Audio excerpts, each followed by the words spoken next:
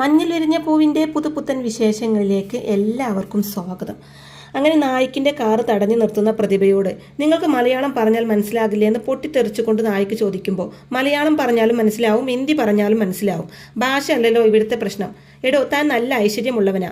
തന്നെ വന്ന് കണ്ടതിന് ശേഷം അവരെന്നെ വിളിച്ചിരുന്നു, ആ രാധാമണിയും സുധയും. വൈക്കത്ത് നിന്ന് വിളിക്കുന്നു എന്നാ എന്നോട് പറഞ്ഞതെന്നൊക്കെ പറയുന്ന പ്രതിഭയോട് നായിക്ക് പറയുന്നുണ്ട്. എന്നാൽ വൈക്കത്ത് ചെന്ന് അന്വേഷിക്കുക, ചെല്ലുമ്പോൾ വൈക്കത്ത് അപ്പനെയും കൂടെ ഒന്ന് കാണ്, എനിക്ക് വേണ്ടി ഒന്ന് പ്രാർത്ഥിക്കുന്നൊക്കെ പരിഹാസ രൂപേണ പറയുന്നുണ്ട് കേട്ടോ. എടോ, അവർ വൈക്കത്തൊന്നും ആയിരിക്കില്ല, അവർ വൈക്കത്ത് എന്ന് പറഞ്ഞാൽ ശ്രീകണ്ഠേശ്വരത്തായിരിക്കും, കൊടുങ്ങല്ലൂർ എന്ന് പറഞ്ഞാൽ ആറ്റുവേല ആയിരിക്കും എന്നൊക്കെ പറയുന്നുണ്ട് പ്രതിഭ. തുടർന്ന് എടോ, താൻ എനിക്കൊരു ഉപകാരം ചെയ്തു തരണമെന്ന് പറയുമ്പോൾ ഇത് വലിയൊരു കോടാലിയായല്ലോ, എന്നെ ഒരു സഹായത്തിനും പ്രതീക്ഷിക്കേണ്ടെന്ന് ഞാൻ എത്ര തവണ പറഞ്ഞു എന്ന് പറയുന്നുണ്ട് നായിക്ക്. എടോ, ഇത് ലാസ്റ്റാ, ഇനി തന്നെ ശല്യം ചെയ്യാൻ ഞാൻ വരില്ല എന്ന് പറയുന്ന പ്രതിഭയോട് അങ്ങനെയൊക്കെ ഇപ്പൊ പറയും, അടുത്തൊരാവശ്യം വരുമ്പോൾ അപ്പോഴും ഓടി വരുന്ന നായിക പറയുമ്പോൾ ഇല്ലെന്നേ, വേണമെങ്കിൽ ഞാൻ സത്യം ചെയ്യാമെന്ന് പ്രതിഭ പറയുന്നതും ഒരു പുച്ഛച്ചിരിയോടെ, മേഡത്തിന്റെ സത്യമല്ലേ, അതിന് എത്രമാത്രം വിലയുണ്ടാകും എന്ന് എനിക്ക് നന്നായിട്ട് അറിയാമെന്ന് പറയുന്നുണ്ട് നായിക്ക്. എടോ, ഞാൻ പറയുന്നത് താനൊന്ന് അനുസരിക്കുക, അല്ലെങ്കിൽ രണ്ട് കണ്ണും കുത്തി പൊട്ടിക്കുന്ന കുറച്ച് ദേഷ്യത്തിൽ പറയുന്നതും എന്നാൽ ആദ്യം പൊട്ടിക്ക്, അത് കഴിഞ്ഞ് സംസാരിക്കാമെന്ന് പറഞ്ഞ് നായിക്ക് പോവാൻ തുടങ്ങുന്നതും നായിക്കിനെ തടഞ്ഞു നിർത്തുകയാണ് കേട്ടോ പ്രതിഭ. എന്നിട്ട് പറയുന്നുണ്ട്, എടോ നായിക്ക്, താൻ ഇങ്ങനെ കുട്ടികളെ പോലെ പെരുമാറല്ലേ, അവരെന്നെ വിളിച്ചില്ലേ, അപ്പോൾ അവർ ഏത് ടവറിന്റെ കീഴിലായിരുന്നു എന്ന് കണ്ടെത്തി തന്നാൽ മാത്രം മതി. സസ്പെൻഷനിലാണെങ്കിൽ തനിക്ക് ഫോഴ്സിൽ ഇപ്പോഴും നല്ല സ്വാധീനം കാണുമല്ലോ. താൻ ആ സൈബർ സെല്ലിൽ ഒന്ന് വിളിക്ക്, എന്നിട്ടൊന്ന് അന്വേഷിക്കുക, ടവർ ഏതാണെന്ന് അറിഞ്ഞാൽ പിന്നെ അവിടെ പോയി അന്വേഷിച്ചാൽ മതിയല്ലോ. ടവറിന്റെ അടുത്തുള്ള ഏതെങ്കിലും ലോഡ്ജിൽ അന്വേഷിച്ചാൽ ആളെ കിട്ടും. ഒന്ന് സഹായിക്കിടോ, ഈ ഒരു സഹായം മാത്രം മതി, ഇത്തവണത്തേക്ക് മാത്രം മതി എന്നൊക്കെ പറഞ്ഞ് പ്രതിഭ കെഞ്ചുമ്പോൾ സമ്മതിക്കുകയാണ് നായിക്ക്. ശരി, ഈ ഒരു പ്രാവശ്യം ഹെൽപ്പ് ചെയ്യാം, ഇനി ഒരിക്കലും എന്നെ അന്വേഷിച്ച് വരരുത് എന്ന് പറയുന്നുണ്ട് നായിക്ക്. അപ്പോൾ പ്രതിഭ പറയുന്നുണ്ട്, വരും, ഞാൻ വീണ്ടും മുഖ്യമന്ത്രി ആയതിനു ശേഷം വരുമെന്ന് പറയുന്നതും എന്തിന് റീത്ത് വെക്കാനോ നായിക്ക് തിരിച്ചു ചോദിക്കുമ്പോൾ അല്ല, മെഡൽ കുത്തിത്തരാൻ, വിശിഷ്ട സേവാ മെഡൽ എന്ന് പറയുന്നുണ്ട് പ്രതിഭ. തുടർന്ന് എടോ, താൻ ആ സൈബർ സെല്ലിലേക്കൊന്ന് വിളിക്ക്, എന്നെ ഒന്ന് സഹായിക്കുന്നൊക്കെ പ്രതിഭ വീണ്ടും പറയുമ്പോൾ ശരിയെന്ന് പറഞ്ഞ് നായിക്ക് കാറിൽ കയറി പോവാൻ തുടങ്ങുന്നതും തനിക്ക് അവരുടെ നമ്പർ വേണ്ടേന്ന് ചോദിക്കുമ്പോൾ മേഡത്തിന്റെ നമ്പർ എൻ്റെ കയ്യിലുണ്ടല്ലോ എന്ന് പറഞ്ഞിട്ട് നായിക്ക് അവിടുന്ന് പോവാൻ കേട്ടോ. അതിനുശേഷം കാണിക്കുന്നത് മല്ലികാമയെ കാണാൻ വേണ്ടി ഡെയ്സി എത്തുക കേട്ടോ. അപ്പോൾ ഡെയ്സിയെ അപ്രതീക്ഷിതമായിട്ട് കാണുന്നതും സന്തോഷം കൊണ്ട് കെട്ടിപ്പിടിക്കുന്നുണ്ട് മല്ലികാമ. തുടർന്ന് ഡെയ്സി പറയുന്നുണ്ട്, വാർത്ത കണ്ടു വന്നതാണ്, നിങ്ങൾ ഇങ്ങോട്ട് മാറിയതിന് ശേഷം ഞാൻ ഇങ്ങോട്ട് വന്നിട്ടുമില്ലല്ലോ എന്ന് പറയുന്നുണ്ട് ഡെയ്സി. തുടർന്ന് ചിത്രയെ അഭിനന്ദിക്കുകയൊക്കെ ചെയ്യുന്നുണ്ട്.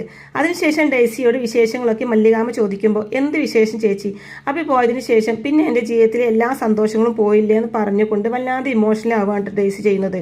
തുടർന്ന് അവിടെ വന്ന് താമസിക്കാനും മല്ലികാമ ഡെയ്സിയോട് പറയുന്നുണ്ട്, സുജ ഇപ്പം എൻ്റെ ഓഫീസിൻ ചാർജാണ്, നിനക്കും ഇതുപോലെ എന്തെങ്കിലും ജോലി ശരിയാക്കാം, ഇനി പത്രപ്രവർത്തനം തന്നെയാണ് വേണ്ടതെന്നുണ്ടെങ്കിൽ അത് ഇവിടെയും വെച്ചാവാലോ എന്ന് മല്ലികാമ പറയുമ്പോൾ ആലോചിക്കാമെന്ന് പറയുന്നുണ്ട് ഡെയ്സി.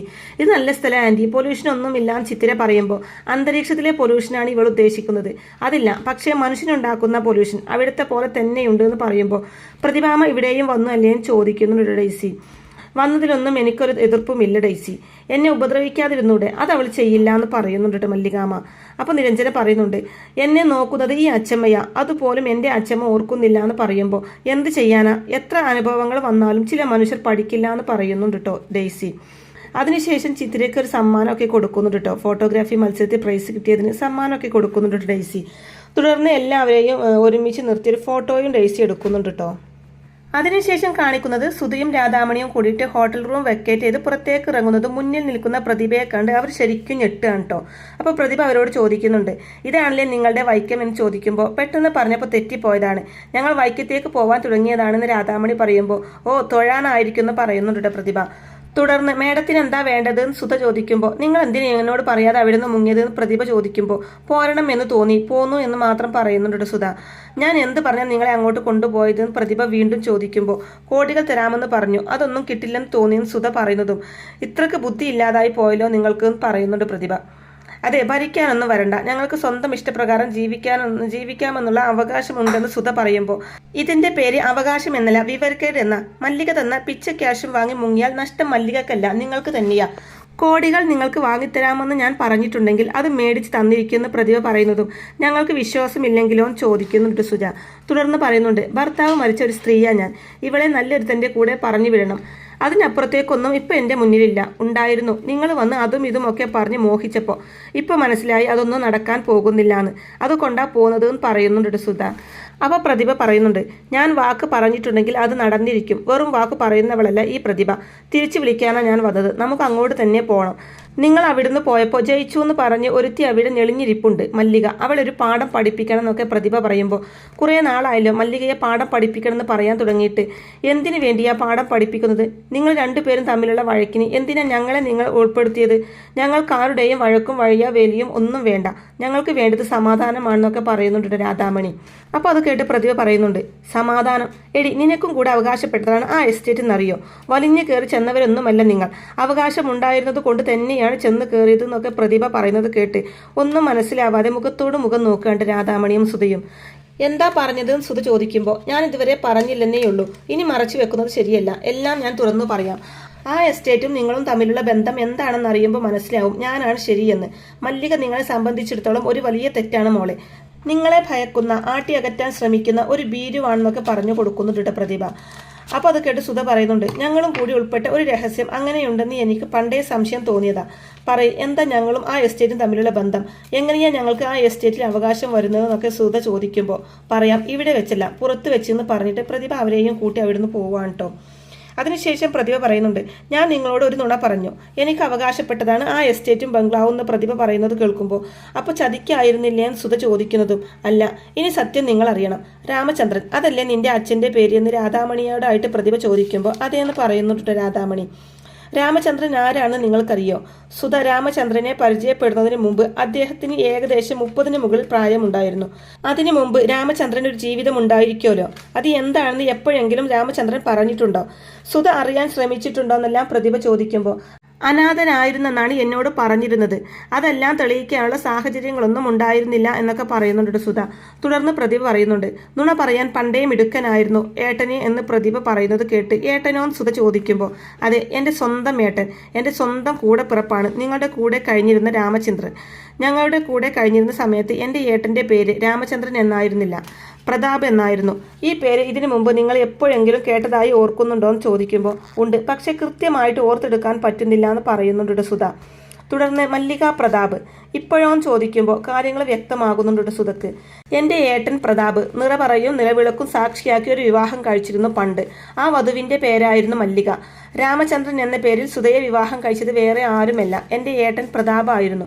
മല്ലികയുടെ ഭർത്താവ് പ്രതാപ് എന്ന് എല്ലാ സത്യങ്ങളും പ്രതിഭ പറയുന്നത് കേട്ട് ശരിക്കും തകർന്നു പോവാണ് സുധ. തുടർന്ന് പ്രതിഭ പറയുന്നുണ്ട്, മല്ലികയുടെ ജീവിതത്തിലെ ഭർത്താവ് പ്രതാപായും സുധയുടെ ജീവിതത്തിലെ രാമചന്ദ്രനായും എൻ്റെ ഏട്ടൻ നടത്തിയ പകർനാട്ടത്തിന്റെ ഇരകളായിരുന്നു നിങ്ങൾ രണ്ടുപേരെന്ന് പ്രതിഭ പറയുമ്പോൾ ഇവളുടെ അച്ഛൻ ഒരിക്കലും അങ്ങനെ ചെയ്യില്ലാന്ന് തന്നെ പറയാണ്ട് സുധ. അപ്പോൾ പ്രതിഭ പറയുന്നുണ്ട്, ഒരുപാട് തെളിവുകളുണ്ട് എൻ്റെ കയ്യിൽ. പ്രതാപ് മരിച്ചു എന്നാണ് മല്ലിക വിശ്വസിച്ചിരുന്നത്. മല്ലിക മാത്രമല്ല, ഞങ്ങളെല്ലാവരും അത് തന്നെയാണ് വിശ്വസിച്ചിരുന്നതും. മറ്റൊരു പേരിൽ മറ്റൊരു സ്ഥലത്ത് മറ്റൊരു ജീവിതം അദ്ദേഹം നയിക്കായിരുന്നെന്ന് ഇപ്പോഴാണ് ഞങ്ങൾ അറിയുന്നത് എന്ന് കൂടി പറയുന്നുണ്ട് പ്രതിഭ.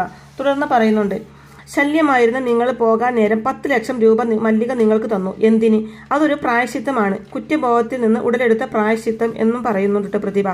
എല്ലാം കേട്ട് കഴിഞ്ഞതിന് ശേഷം സുധ കണ്ണീരോടെ അപ്പോൾ ചതിക്കായിരുന്നു ഇവളുടെ അച്ഛൻ എന്ന് പറയുന്നത് കേട്ട് അതെ, കഴിഞ്ഞതെല്ലാം കഴിഞ്ഞു. പ്രതാപ് എന്ന രാമചന്ദ്രൻ ഇനി ഈ ഭൂമിയിലില്ല. നിങ്ങൾക്ക് 2 പേർക്കും ചെയ്യാൻ ഇനി പലതുമുണ്ട്. അതിൽ ഏറ്റവും പ്രധാനം ആ സ്വത്ത് തിരിച്ചു പിടിക്കുക എന്നുള്ളതാണ്. ഇവളുടെ അച്ഛൻ രാമചന്ദ്രന് കൂടി അവകാശപ്പെട്ടതാണ് ആ എസ്റ്റേറ്റ്. അത് നിങ്ങൾക്ക് കിട്ടണം.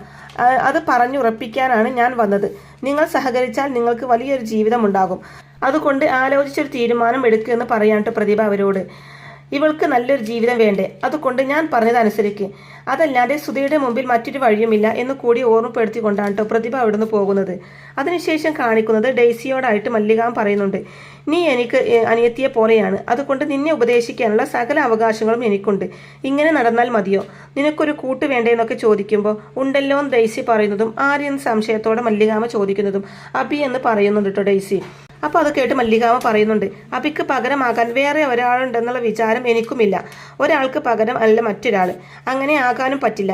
പക്ഷേ നീ ചെറുപ്പമല്ലേ, ഇങ്ങനെ ഒറ്റയ്ക്ക് ജീവിച്ച് തീർക്കാനുള്ളതാണോ നിന്റെ ജീവിതം എന്നൊക്കെ മല്ലികാമ അങ്ങനെ പറയുമ്പോൾ നമ്മൾ ഇതിനെക്കുറിച്ച് മുമ്പ് സംസാരിച്ചിട്ടുള്ളതല്ലേ? അന്ന് പറഞ്ഞ അതേ മറുപടി തന്നെയാ ഇന്നും എനിക്ക് പറയാനുള്ളത്. അബിയുടെ സ്ഥാനത്ത് മറ്റൊരു പുരുഷനെ കാണാൻ എനിക്ക് പറ്റില്ല. എന്നെങ്കിലും അതിന് സാധിക്കുന്ന ഒരു സമയം വന്നാൽ തീർച്ചയായിട്ടും ഞാൻ ചേച്ചിയുടെ ഉപദേശം സ്വീകരിക്കുമെന്ന് പറയുന്നുണ്ട് ഡെയ്സി. അപ്പോൾ അത് കേൾക്കുന്ന സുജ, ഇതിനൊക്കെ ഒരു സമയമുണ്ടോ ഡെയ്സി? ഇപ്പോൾ വിചാരിച്ചാൽ അത് എളുപ്പത്തിൽ നടക്കും, പിന്നെ ആഗ്രഹിച്ചാൽ ചിലപ്പോൾ നടക്കണം എന്നില്ല എന്ന് പറയുന്നുണ്ട് സുജയും. നിനക്കൊരു കുട്ടി ഉണ്ടായിരുന്നെങ്കിൽ ഒരിക്കലും കല്യാണം കഴിക്കണമെന്ന് ഞാൻ പറയില്ലായിരുന്നു. നിനക്ക് ആ കുട്ടിക്ക് വേണ്ടി ജീവിക്കാം. ഇപ്പോൾ തനിച്ച് കുറച്ച് കഴിയുമ്പോൾ സ്വയം മടുക്കുമോളെ. ജീവിതം ഒരുപാട് കണ്ടവളാ ഞാൻ. ഇത് ഞാൻ എൻ്റെ അനുഭവത്തിൻ്റെ സ്വന്തം വെളിച്ചത്തിലാണ് ഞാൻ ഈ പറയുന്നതെന്നൊക്കെ മല്ലിക പറയുമ്പോൾ ചേച്ചിയുടെ ആത്മാർത്ഥത എനിക്ക് ഉൾക്കൊള്ളാൻ പറ്റുന്നുണ്ട്. എൻ്റെ നന്മയ്ക്ക് വേണ്ടിയല്ലാതെ ചേച്ചി ഒന്നും പറയില്ല എന്നും എനിക്കറിയാം. പക്ഷെ ഇപ്പോഴത്തെ സാഹചര്യത്തിൽ അഭി ഇല്ലാതെ ഇല്ല ചേച്ചി, എനിക്ക് പറ്റില്ല. ചിലപ്പോൾ നാളെ ഒരു കൂട്ട് വേണമെന്നൊക്കെ തോന്നരുത് എന്നാ എൻ്റെ പ്രാർത്ഥന. അങ്ങനെ തോന്നിയാൽ അഭിയെ ഞാൻ മറന്നു എന്നല്ലേ അതിനർത്ഥം. ജീവിത അവസാനം വരെ ഒരുമിച്ചുണ്ടാകാൻ വേണ്ടിയാ ഞങ്ങൾ ഇറങ്ങി തിരിച്ചത്. വഴി തീരുന്നതിന് മുമ്പ് അഭി അങ്ങ് പോയി. ഞാൻ തനിച്ചുമായി. പിന്നോട്ട് നടക്കാൻ വയ്യ. അതുകൊണ്ട് മുന്നോട്ട് പോകാൻ തന്നെയാ തീരുമാനം. എന്നെ വെറുക്കല്ലേ ചേച്ചി, ചേച്ചി എന്നോട് പൊറുക്കണം എന്നൊക്കെ പറയുന്നുണ്ട് ഡെയ്സി. അപ്പോൾ ഈ റിവ്യൂ ഇഷ്ടമാവുകയാണെങ്കിൽ വീഡിയോ ലൈക്ക് ചെയ്യാനും ചാനൽ കൂടി ഒന്ന് സബ്സ്ക്രൈബ് ചെയ്ത് സപ്പോർട്ട് ചെയ്യാനും മറക്കല്ലേ ഫ്രണ്ട്സ്. താങ്ക്